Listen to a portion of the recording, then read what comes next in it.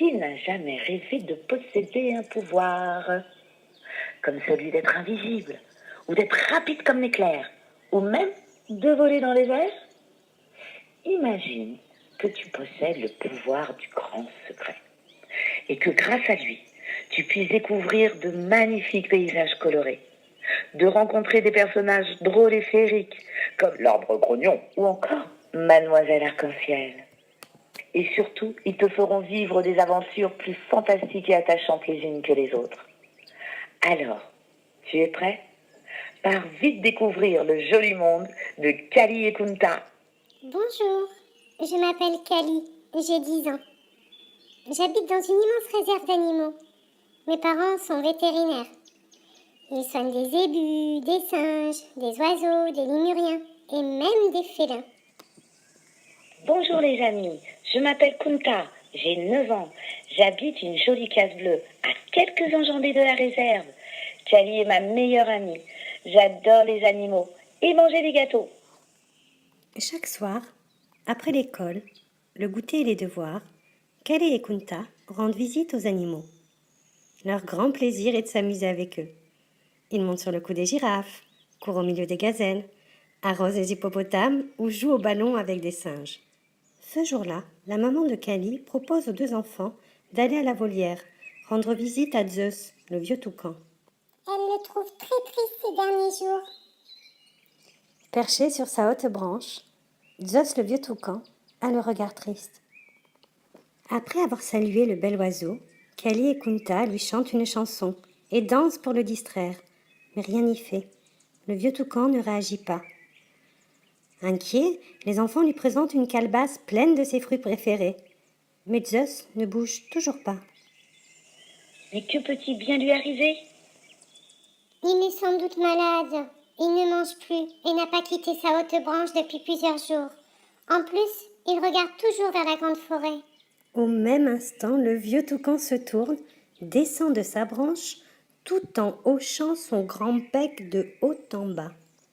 Surpris, les 2 enfants le regardent avancer vers eux. Kunta se baisse, prend Zeus et le pose sur son épaule. Aussitôt, l'oiseau déploie ses ailes et pousse une suite de petits cris perçants. Ah, si l'on pouvait comprendre son langage, ce serait plus facile pour l'aider. C'est vrai, si l'on pouvait. Mais il fait peut-être tout simplement la tête. Quelle ne fut pas leur surprise lorsque le vieux toucan leur répond d'une jolie voix. Il faut que je reparte pour la grande forêt. Je suis si vieux et impatient de revoir les miens. Mais pour cela, il faut que vous m'aidiez à partir de la volière, car seul, je ne pourrai pas. C'est à cause de mon grand âge.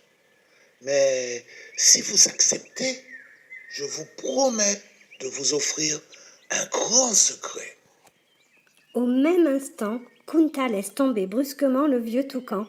L'enfant gesticule dans tous les sens, affolé par ce qu'il vient d'entendre. Kali, quant à elle, reste sans voix, et d'un coup danse autour de l'oiseau, se tourne joyeusement vers Kunta et lui dit « Kunta, ne trouves-tu pas cela incroyable ?» Incroyable, me dis-tu? Mais Kali, je te rappelle que le vieux toucan vient de te parler. Qu'allons-nous faire à présent? Mais c'est très simple, nous allons lui rendre sa liberté, comme il nous l'a demandé. Oui, mais... Tu préfères qu'il reste ici avec cet air si triste? Bon, d'accord. Mais comment expliquer à tes parents son départ? Eh bien, nous aviserons à ce moment-là. Et voilà, Kunta et Kali ébauchant le plan d'évasion du vieux toucan. Ils lui promettent de revenir à la nuit tombée. Le vieux toucan plonge la tête dans la calebasse de fruits, picore de plaisir et remonte sur sa branche, le ventre repu. J'attends votre retour. Faites bien attention, car personne ne doit savoir que je vous ai parlé. Kunta et Kali rentrent chacun chez eux en se promettant de ne rien dévoiler de ce qui venait d'arriver. À la nuit tombée, les 2 enfants traversent la réserve, en prenant garde de ne pas réveiller les animaux. Arrivés à la volière, Kunta ouvre doucement la porte. Les 2 enfants sont à nouveau surpris d'entendre la jolie voix du vieux toucan. Ah, je vous attendais. Je suis tellement heureux que vous soyez venus. Nous n'avons pas beaucoup de temps. Il faut faire vite. Personne ne doit savoir que nous étions ici cette nuit. Monte sur mon épaule, vieux toucan, et partons vite pour la grande forêt. Aussitôt dit, aussitôt fait. 3 ombres dans la nuit traversent la réserve sans bruit.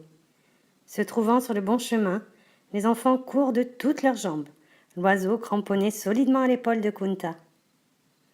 Arrivés dans la forêt, les enfants s'arrêtent. Essoufflés, ils regardent autour d'eux, un peu effrayés tout de même. Tout est tellement silencieux.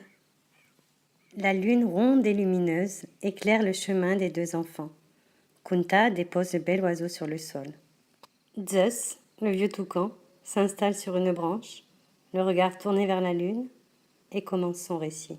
Il y a fort longtemps déjà, lorsque la lune et le soleil se prêtaient volontiers les 4 saisons, les mers, les océans, les lacs, les fleuves et les rivières s'échangeaient toutes les eaux du monde. Les animaux de la terre, ceux des océans et du ciel, parlaient tous dans un langage que l'homme comprenait. Il avait également le pouvoir de communiquer avec toute la nature, les plantes, les fleurs, les arbres. Mais l'homme tuait, brûlait et détruisait toutes les grandes oasis du monde. Le grand chaos était proche. Aïe, aïe, aïe.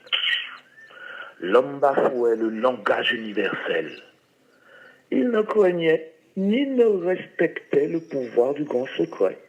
Alors un jour, tous les animaux et végétaux encore libres et vivants sur cette terre se donnèrent rendez-vous ici, au cœur de la grande forêt. Des millions de migrations de toute espèce, partant de tous les coins du globe, vinrent à ce grand rassemblement. Le vent, la terre, les eaux, le feu, les êtres et la nature, la lune et le soleil entrèrent en communion. Et au même instant, le pouvoir du grand secret fut ôté à l'homme.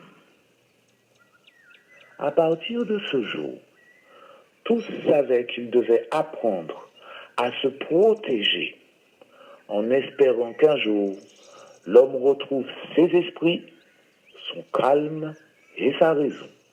Alors c'est cela le grand secret? Mais pourquoi nous offrir un si grand pouvoir? Nous ne sommes que des enfants.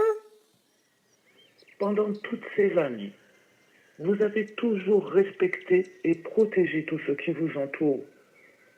Et nous avons donc décidé que vous étiez digne et prêt à recevoir le pouvoir du grand secret. Vous en êtes aujourd'hui ces nouveaux messagers. Du haut de sa branche, Zeus dit une prière à voix basse, son regard toujours tourné vers la lune, lorsque tout à coup, un éclair aveuglant déchire le ciel. Puis, plus rien. Tout redevient étrangement silencieux.